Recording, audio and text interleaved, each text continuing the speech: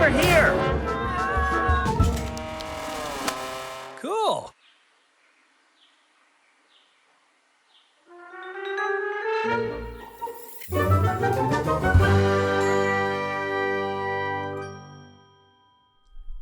Yo peeps, welcome to the imagimango channel. My name is Charlie Mango, but you can call me Cho, and today we're talking about Chip and Dale Rescue Rangers.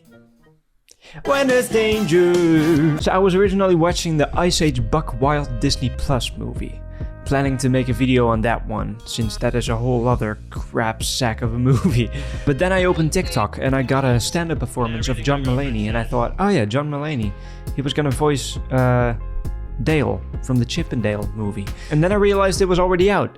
I remember watching the trailer and being excited for it because they reference Roger Rabbit, which is one of my all-time favorite movies, I'd say. And I just really liked the style that they were going for.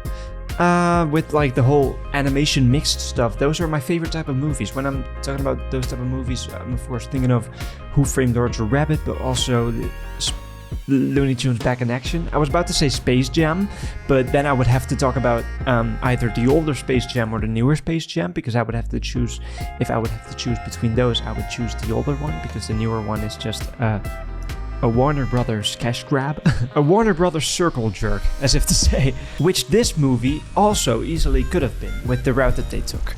But instead, I thought to myself, this is how a reboot is done right, you know, with the right people at the top. Sort of. Because Lonely Island is involved. Andy Samberg voices Chip.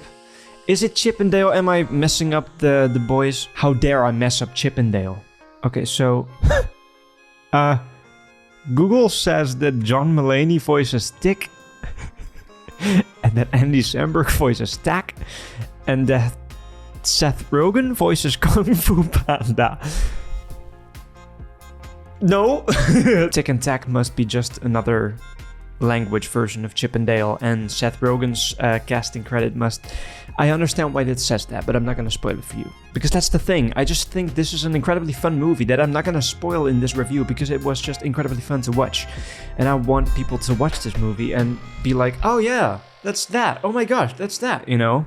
Because while Space Jam: A New Legacy was like, oh wow, that's the Iron Giant, or that's Superman, it's Batman, you know, it's all these Warner Brothers properties.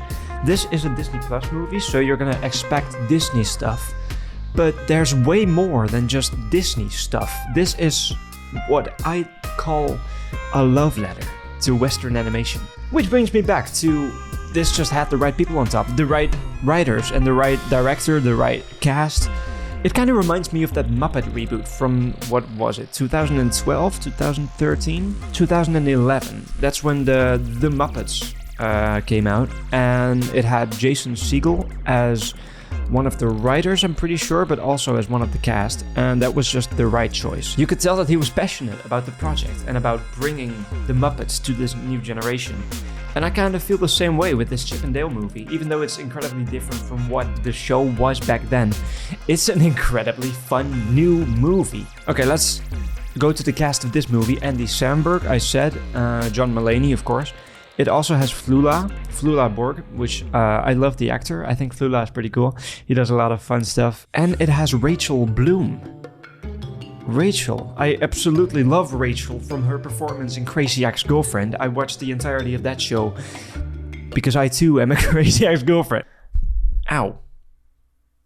My microphone has gotten into the habit of shocking me. I don't know why. At first I was like, why the adult tone? Because you're gonna realize quite fast that this is set 30 years after their fictional show has ended, which coincides with real life. It's 30 years after their show last aired, I think. I don't know, I didn't look that up. At first I thought, why would you do that? Why wouldn't you just make a new animated movie with the Chip and Dale Rescue Rangers? They could have gone that route, but instead they realized that the fans back then also grew up. So it feels like they made a love letter to those fans, you know, to the Rescue Rangers fans, which I don't know if there's a lot of, but I do remember that I used to watch the show back in the day, because I used to watch a lot of Disney back in the day. I was consumed by Disney as a child.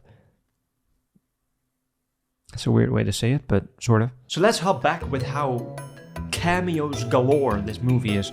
It's incredibly imaginative with its concepts, in my opinion, because you have these animated characters that aren't even from Disney properties either. There's references to South Park, Rick and Morty, one that took me by surprise. A lot of Nickelodeon properties that they referenced, which is just insane to me, how they were allowed to do all of this stuff. Most of all, something that people might have seen surface on the internet, Ugly Sonic.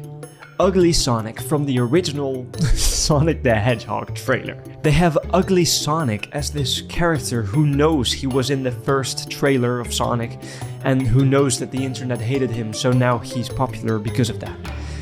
That's just how someone had to come up with that and then be allowed to insert that into this movie. I cannot fathom that Paramount and Sega just allowed this, you know? I do find it unfortunate that he isn't voiced by Ben Schwartz like he was in the original Sonic movies.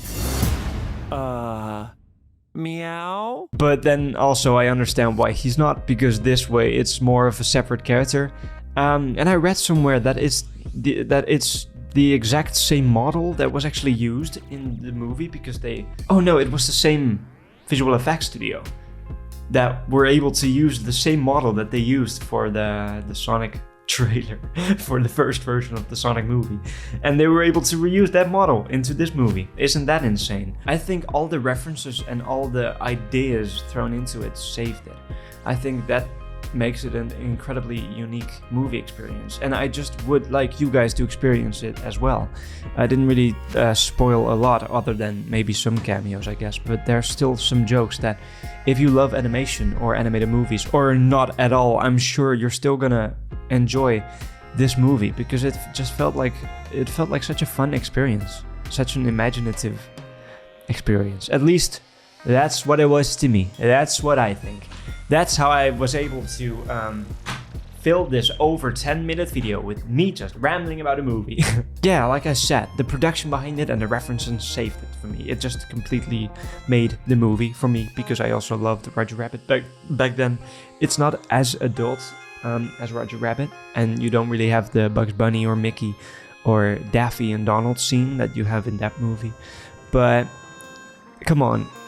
It's a Disney Plus movie. It's not a movie that comes out of the cinemas. And for a Disney Plus movie, this is incredibly good. And for a Disney Plus movie, Ice Age Adventures of Buck Wild is not very good, which will probably be more of a negative video in contrast to this one. But thank you for watching this video, for embarking on this adventure with me. This is a very different type of format than I normally do, but I think it fits this channel. It's just me talking about stuff that I like, and this channel is imagimango. It's me and my imagination. So yeah, let me know if you enjoyed this. And of course, this is not going to be like the standard format anymore from now on for this channel. I'm still going to do like music and music experiments and stuff, but I'm going to switch it up a few times and just also talk about stuff that I like. So if you enjoyed this video, let me know in the comments down below. Let me know what you think of the Chip and Dale movie or everything around it. And let me know what your favorite animated movie is, because maybe it gets referenced in this video. No, not in this video. Maybe in this video, but in the movie, I mean. And if this is the first time that you stumble across my channel, subscribe. I'm gonna be making more videos like this, and I really enjoyed making this one. So for now, goodbye. And I will see you peeps in one of my next videos. Goodbye for now.